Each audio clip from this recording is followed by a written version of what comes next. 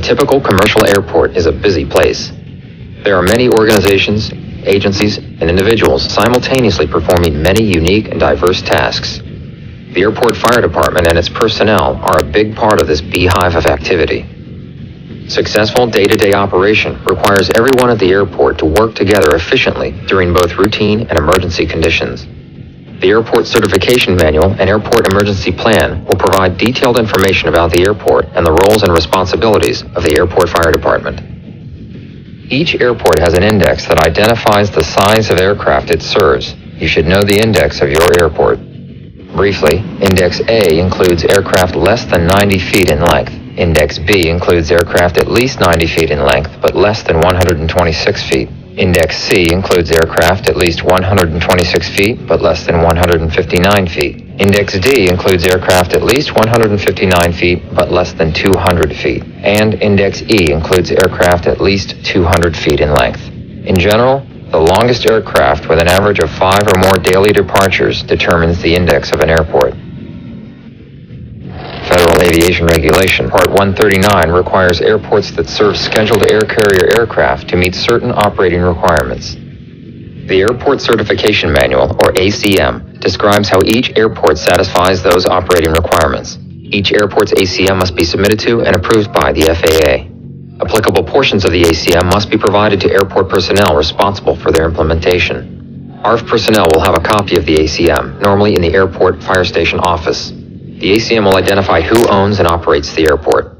The ACM will contain a grid or other means of identifying key locations, areas, structures, and terrain features. The ACM also identifies the airport's system of runway and taxiway identification, marking, and lighting, as well as the airport's movement and safety areas. The ACM certifies which agency will provide rescue and firefighting services. The ACM will usually contain memoranda of agreement between the airport and organizations providing the ARF capabilities. It is recommended that the ACM include a letter or memorandum of agreement with air traffic control for a discrete emergency frequency. The ACM also indicates the airport's index and the types and quantities of ARF apparatus and extinguishing agents available to meet Federal Aviation Regulation Part 139 requirements. The ACM describes how hazardous cargo is handled, stored, and transported on the airport, and by whom. It also gives details about airport fueling operations. The airport is required to inspect the facilities and equipment of every airport fueling tenant every 3 consecutive months. Firefighters may help with these inspections. Federal Aviation Regulation Part 139 mandates that airport features must be inspected once during daylight hours and once during hours of darkness, immediately after an aircraft incident, and when required by unusual conditions. The ACM will normally contain a copy of the self-inspection form. Notices to airmen, or NOTAMs, will indicate the dates and times for which they apply. Current NOTAMs should be posted in the airport fire station. The ACM also addresses procedures for controlling ground vehicles in the movement area, radio communications, using light guns when radio communication is lost, snow and ice removal, wildlife hazard management, evacuation or shelter in place. The Airport Emergency Plan, or AEP, is included in the ACM but can be a standalone document. As required by Federal Aviation Part 139, the AEP must assign emergency responsibilities, establish lines of authority and organizational relationships, indicate how response actions should be coordinated, describe how people and property will be protected in emergencies and disasters, identify response and recovery resources available within the airport or by agreement with local communities. The AEP has 4 major components. The basic plan describes the legal authority for emergency operations, general concept of operations, and general responsibilities for emergency planning and operations. Functional annexes are broad plans for the performance of specific tasks. They are unique to each airport and applicable to all emergencies. Hazard-specific sections provide additional information and instruction for specific hazards, such as bomb incidents, structural fires, and natural disasters. This information should be identified as sensitive in the AEP. Hazard-specific sections are designed to be pulled out of the AEP and used to manage emergency situations. Standard operating procedures and checklists provide detailed instructions on how to perform individual and organizational responsibilities and tasks. The AEP contains other important information that should be carried on ARF apparatus, such as resource databases, multiple casualty incident plan, and information on the use of a discrete emergency frequency during aircraft incidents. All personnel must be familiar with and properly trained on their AEP assignments. Federal Aviation Regulation Part 139 requires that a full-scale AEP exercise, usually a realistic recreation of an emergency situation, be held at least once every 36 consecutive calendar months. Radio frequencies listed in the AEP should be tested at planned regular intervals. Telephone numbers should be tested quarterly. The AEP should also be reviewed in full at least once every 12 consecutive calendar months with representatives from all involved organizations and modified as necessary. Emergencies are complex and chaotic. It is essential to define specific roles and responsibilities well in advance of an emergency situation. Air traffic control is often the first organization aware of an emergency situation. The ATC tower often makes the initial emergency notifications to ARF and other organizations. Other FAA personnel may take action to protect the incident scene and start the accident investigation process. Air carriers have extensive emergency duties and responsibilities under the law. Air carriers may make the required accident notifications. They can also provide information on the number of persons or hazardous cargo on board an aircraft. You should be acquainted with your local air carrier's personnel and emergency plans. Air carrier personnel should be included in your annual drill, and especially in large-scale tri-annual drills. Make sure airport management and tenants are included in your planning and training programs. Communications is usually the #1 problem in any emergency situation. Airport telephone lines and common radio frequencies can quickly become overloaded. Police, fire, and military organizations may have mobile communication units. Telephone companies can deliver mobile phone banks. The coroner or medical examiner directs and coordinates the recovery, identification, and processing of the deceased and their personal effects. The AEP will define responsibilities for triage, on-scene emergency treatment, and transportation of the injured to a medical facility. The AEP will also identify each building that will accommodate uninjured, injured, and deceased persons, and will provide contact information for all medical facilities and organizations. Saving aircraft occupants' lives is the primary objective of firefighters at a crash site. The fire department will also fight fires, stabilize incident scene hazards, and may assist with emergency medical services and recovery of the deceased. Preservation of the site is the second most important activity. Security of the accident scene is the responsibility of the airport owner until it is released by the NTSB or other official agency. A fire service officer will usually be the initial incident commander. In many instances, the ARF department will be supplemented by a mutual aid response. Local mutual aid fire departments may have a tremendous amount of apparatus, tools, equipment, personnel, and expertise available for aircraft emergencies. ARF units should be aware of the available off-airport resources. Additional agencies can be called on to support recovery operations, including law enforcement, the military, the Coast Guard, the Red Cross, and other agencies. Understanding the airport's physical layout, markings, policies, and communication procedures is essential for effective and safe emergency response. The Air Operations Area, or AOA, is the area inside the airport boundary where aircraft movement takes place. The AOA includes aircraft gates, ramp areas, runways, taxiways, and areas for both ground vehicles and aircraft. The AOA is divided into two primary areas, movement and non-movement. The movement area includes runways, taxiways, and safety areas. The non-movement area includes all areas inside the airport boundary area other than taxiways and runways. Aircraft always have the right-of-way over ground vehicles. The only exception is when air traffic control explicitly authorizes a ground vehicle to have right-of-way over an aircraft. A solid yellow line and a dashed yellow line together usually separate the movement area from the non-movement area. Ground vehicles and aircraft must obtain specific approval from air traffic control for entry into the movement area. If there is no air traffic control, or if it is closed, vehicles and aircraft must announce their intention to enter the movement area over the appropriate radio frequency. Taxiways can be identified by letters and numbers, or specific names. Taxiway designations are not standardized and are generally determined locally. Always use the International Phonetic Alphabet to communicate taxiway and other letter designations over the radio. taxiway location signs have yellow letters or numbers with a black background and a yellow border. When facing a location sign, the designation in the box is the taxiway the aircraft or vehicle is on. Air traffic control may refer to taxiways by their relationship to runways. Taxiways can be parallel, cross, or diagonal with respect to a runway.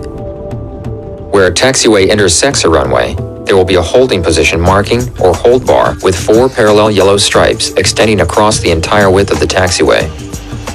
2 of the stripes are solid, while the other 2 are broken or dashed.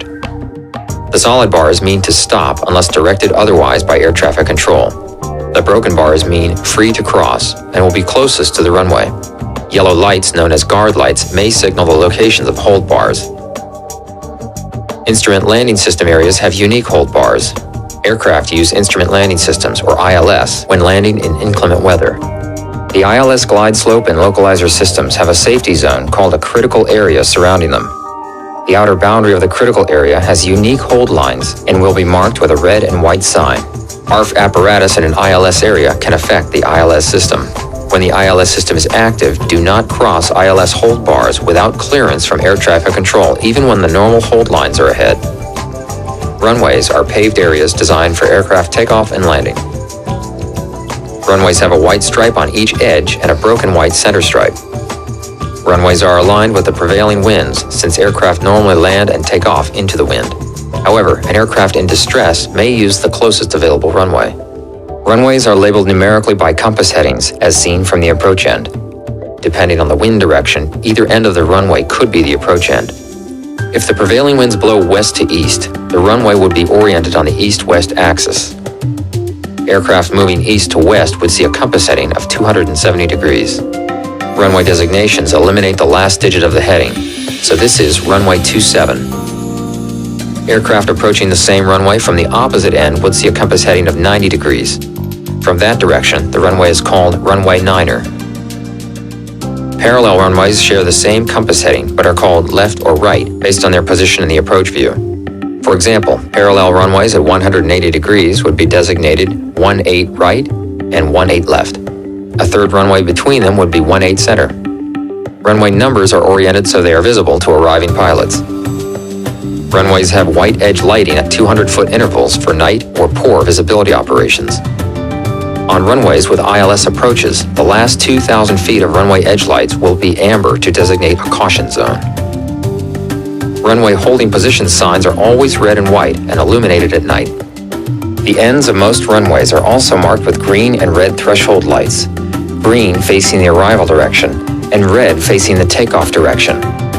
High-intensity white strobe lights, called runway end identification lights, identify the approaching runway threshold.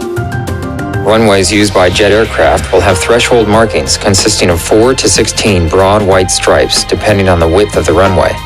Part of the runway may be unavailable for aircraft landings, but available for takeoff or rollout when landing in the opposite direction.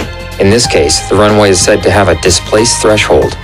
A displaced threshold is marked by a solid white threshold bar across the runway that shows where the landing portion of the runway begins. The area behind the threshold bar may be used for takeoff or rollout when landing from the opposite direction. If an area behind the threshold bar can be used for taxiing purposes, it will have a yellow taxiway center line down the middle with yellow arrowheads pointing at the threshold bar.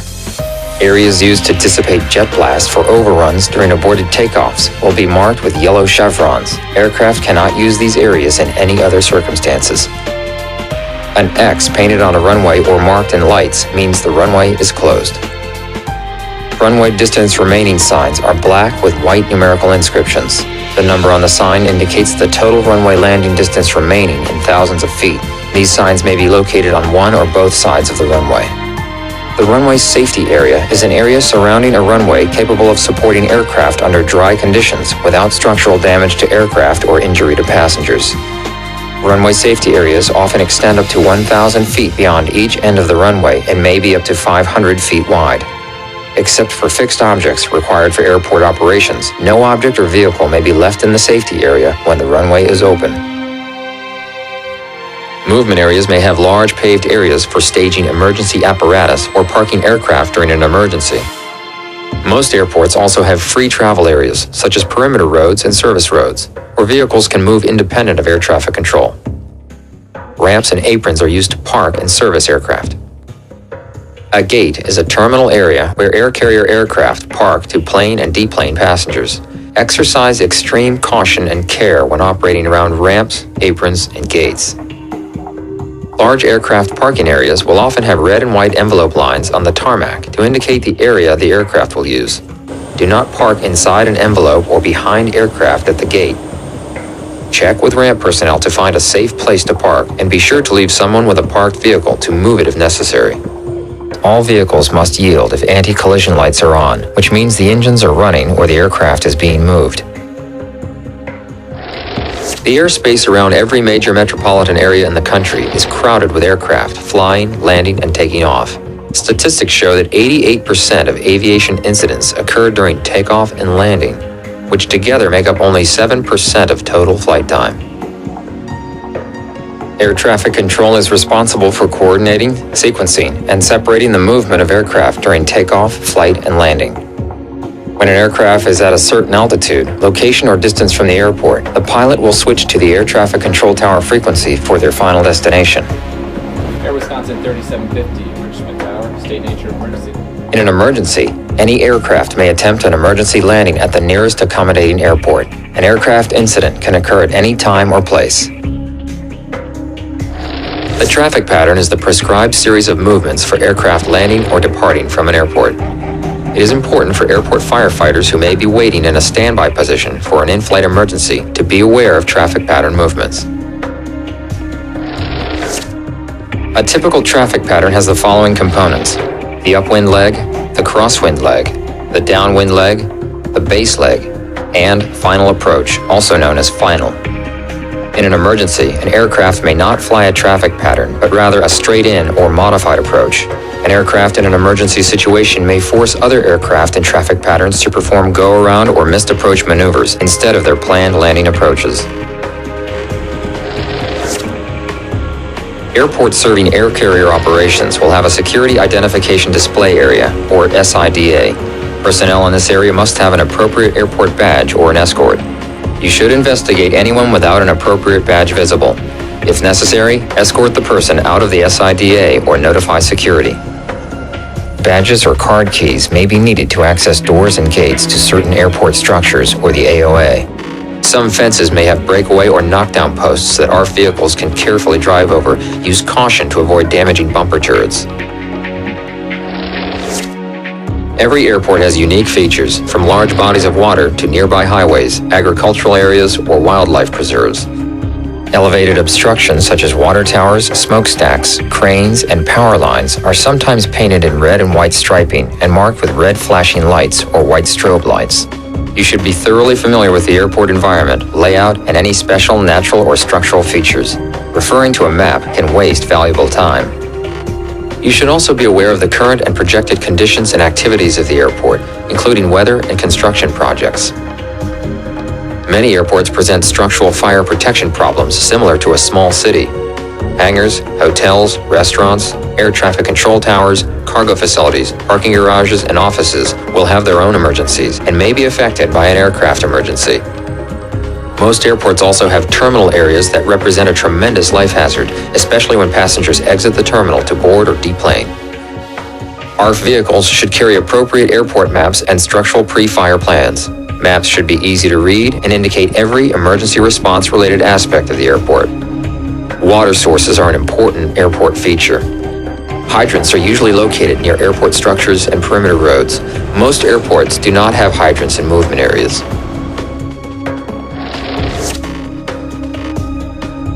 Fueling operations are the #1 fire prevention consideration at airports. Fire prevention measures focus on preventing spillage and eliminating or controlling potential ignition sources. Fuel is loaded onto aircraft by one of 3 methods. One method uses underground piping and underground fuel hydrants in aircraft ramp parking areas. A fuel hydrant truck regulates the flow of fuel into the aircraft. A second method is to use fueling islands. A third and most common fueling method is by tanker truck. To transfer fuel, truck drivers must hold open a deadman device, which will shut down the fueling operation if released. Fuel trucks must also have emergency shutdown switches and fire extinguishers. Larger aircraft receive fuel through single-point fueling connections under the wing or in the fuselage. In addition, almost all aircraft have over-the-wing fueling locations that fill directly into individual tanks. Fire extinguishers are required on aircraft service ramps, fuel loading racks, and fueling vehicles.